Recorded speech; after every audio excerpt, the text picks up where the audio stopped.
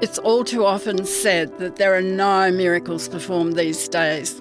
Well, I'd like to challenge this idea with my story of Betsie. Welcome to Miracles in the 21st Century. I'm Anne Browning. When I was a young girl, we used to live in Honiara in the Solomon Islands. My dad was the president of the area and he had a very large territory.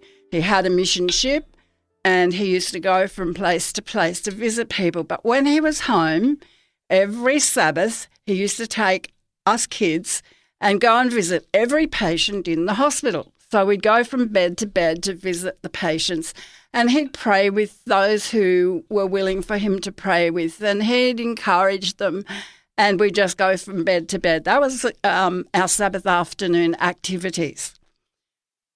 As a result, my dad was asked by the hospital board, would he chair the hospital board? So whenever he was home, he was able to go and be involved with the hospital program. It was the government hospital, so that was an interesting appointment. Often my dad would go down during the week and visit the patients as well.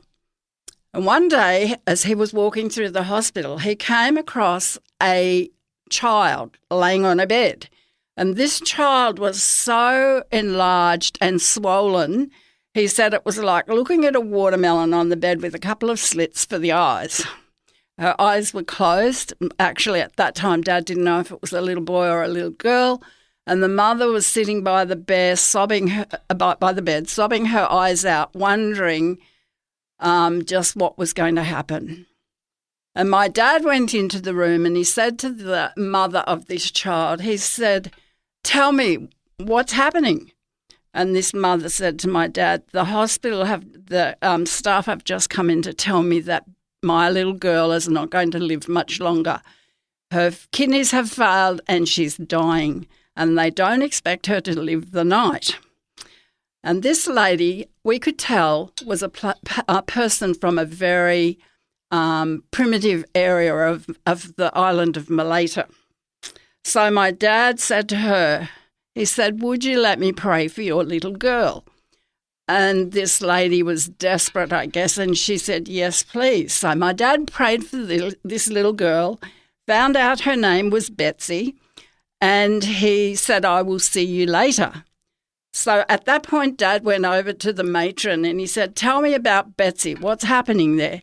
She said her organs are all shutting down. She won't last very much longer at all. She'll be passed away before the end of the day.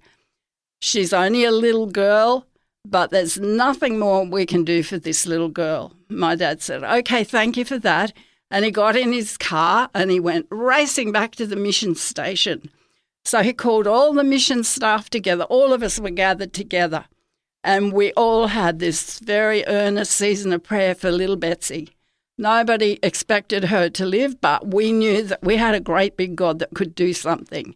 And so after that prayer meeting, everybody went about the rest of their day's duties, but they were all praying for Betsie throughout the day. And then in the evening, Dad called everybody back to have a prayer season for Betsie again. And in the morning, everybody was called to pray for Betsie. And so in the morning, when Dad had finished the prayer meeting, I could see that he was very excited because he wanted to go to the hospital to see just what had happened with Betsie overnight. So off he went to the hospital, and we were all still back at the mission station praying and asking God to take care of Betsie. So Dad arrives at the hospital and he met the matron coming down the hall. And he said to the "Matron, how is Betsie?" And she didn't give anything away. She just looked very solemn. And she said, "Come and look at Betsie for yourself. Come and see." Well, that was a miracle that she was still living at that point in time. So Dad and the matron walked down the hall and they turned into the room where Betsie was a patient. And there was Betsie sitting up in bed playing with toys. The swelling had gone. She was like a normal child. The mother was just so grateful. And the matron said to Dad, "I knew you were going back to pray." She said, "This is absolutely a miracle. This child wouldn't have lasted even the night." So she said, all we can do is say this child has lived because of a miracle. So Dad thanked the matron, and then he got to chatting with the mother. And he said to the mother, this is a miracle of the great big God in heaven. He cares about you. He cares about Betsie, and he's made her well. And the mother said to my dad, she said, I would like to give you Betsie, but she's too little. I would love to give you one of my children to go to your mission school so that you can teach her about this great big God, and that message will be able to come back to us, because this is an amazing God that can do things like that. She said, I can't give you Betsie, but I will give you my next big girl, and when you come over to our area again, we would like you to take her in your mission boat, bring her back to your school and teach her about the great big God who's the God of miracles. So my dad agreed to that, and they eventually went over to Ireland. They brought her daughter back, and she became a pupil at our mission school at Bettie, and she was the beginning of sharing the gospel of Jesus to this part of Malaita. So we have an amazing God who cares for people and little girls like Betsie. God bless.